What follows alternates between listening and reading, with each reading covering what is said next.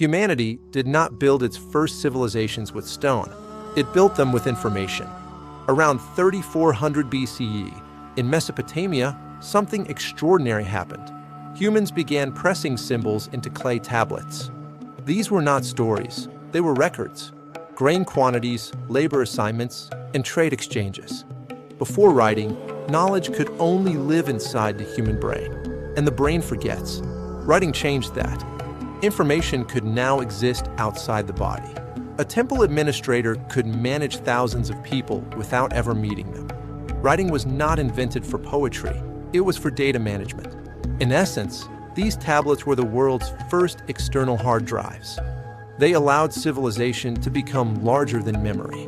Every database today follows the same logic: store, retrieve, act. Artificial intelligence did not invent this model. It inherited it.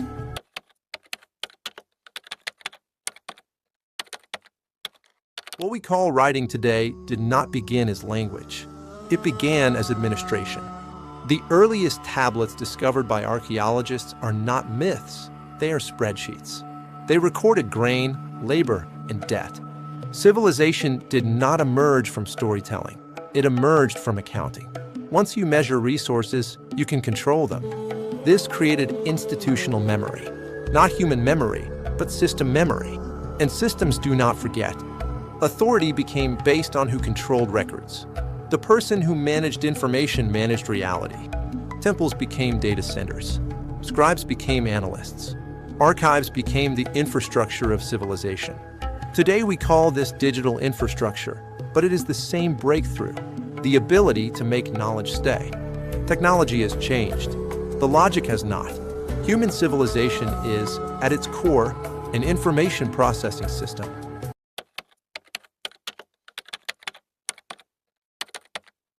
If Mesopotamia gave us the ability to store information, the 15th century gave us the ability to replicate it. Johannes Gutenberg didn't just invent a machine, he invented the first mass production of knowledge. Before the press, a book took months to copy by hand. Now, 1,000 copies could be made in weeks. For the first time, ideas traveled faster than the people who had them. Information became decentralized. Knowledge was no longer a secret held by the elite. Literacy exploded, and with it, the seeds of modern science and democracy. The printing press was the internet of its time. It proved that once information is shared, the world cannot be the same. We are currently living through the third revolution, but we wouldn't be here without the second.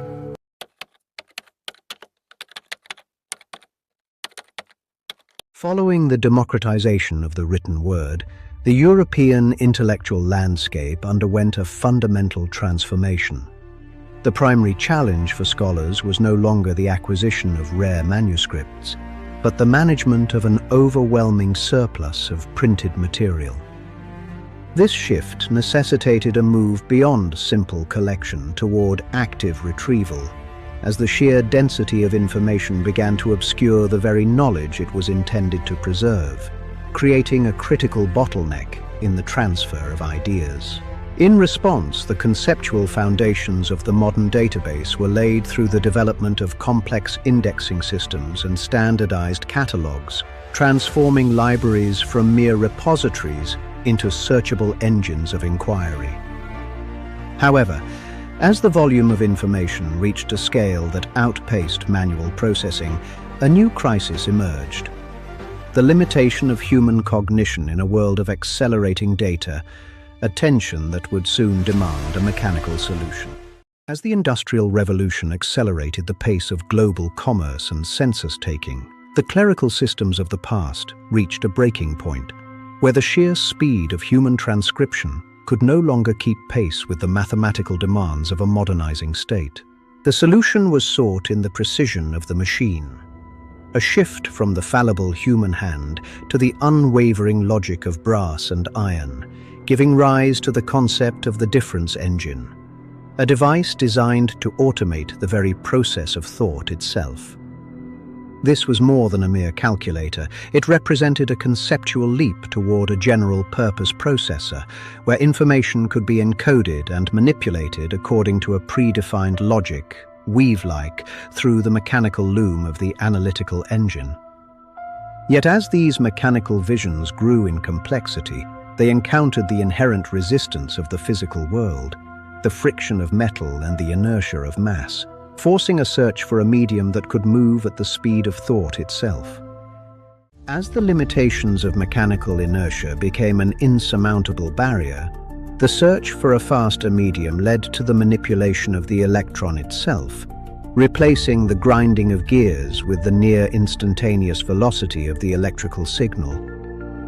In this new domain, information was distilled into its most fundamental state, a binary choice between presence and absence, allowing for a level of logical abstraction that was previously impossible within the constraints of physical machinery. This era saw the birth of the first truly electronic processors, machines capable of performing thousands of operations per second, effectively decoupling the speed of calculation from the physical movements of the human world.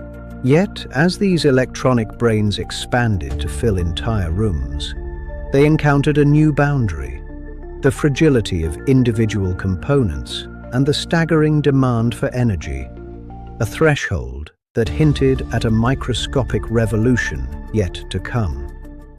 The electronic signal was imprisoned within the fragile architecture of the vacuum tube. These glowing glass chambers were the giants of the first digital dawn. By 1947, the transistor altered the physics of information. Replacing vacuum with solid-state semiconductors, the energy required to process a single bit of data plummeted. Silicon became the new parchment. Its microscopic precision allowed computation to become smaller, faster, and reliable, leaving the laboratory to permeate the fabric of society. As explored in our History Reimagined studies, this material breakthrough allows information to move at planetary scale, a narrative we continue across our channel playlists. But as machines grew smaller, they reached outward. The next leap was not in how information was processed, but in where it lived, and how these isolated minds began to speak. For decades, computation remained a solitary act.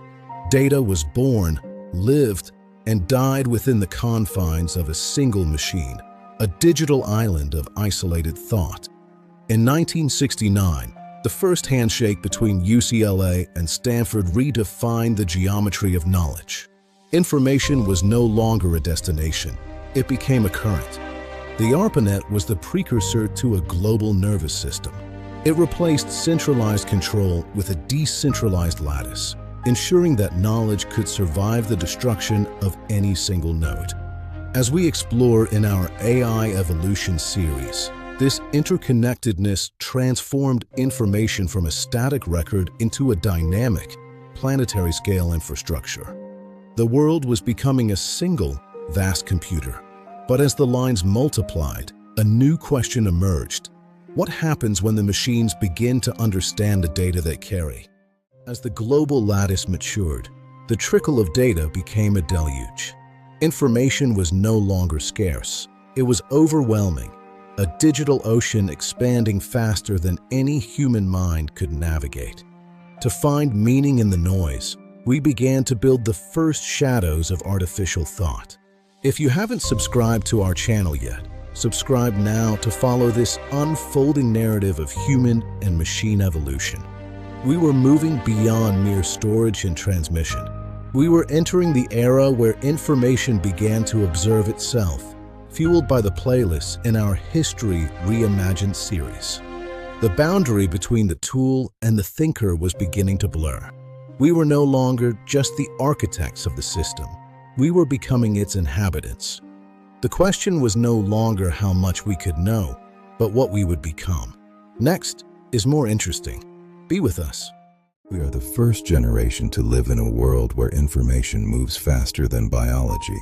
For the first time in history, we are no longer the fastest thinkers on the planet. Our tools have outpaced our synapses. Knowledge no longer disappears with the generations. It accumulates, perfect and permanent, stored in a memory that never fades. Intelligence is becoming environmental. invisible yet omnipresent. It is becoming like electricity, something we simply inhabit. This is not something to fear, but something to observe. Our environment has learned to process, to react, and to decide. As the world grows more intelligent, we must look closer at the reflection it casts back upon us.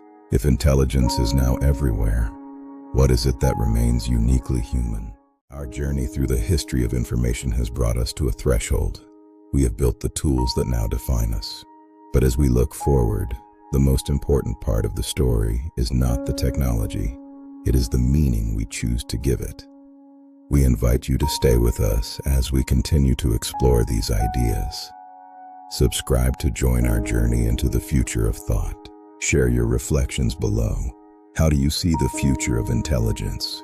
Your voice is a vital part of this ongoing dialogue. The responsibility for what we create rests with us. We are the architects of the intelligence that will shape our children's world.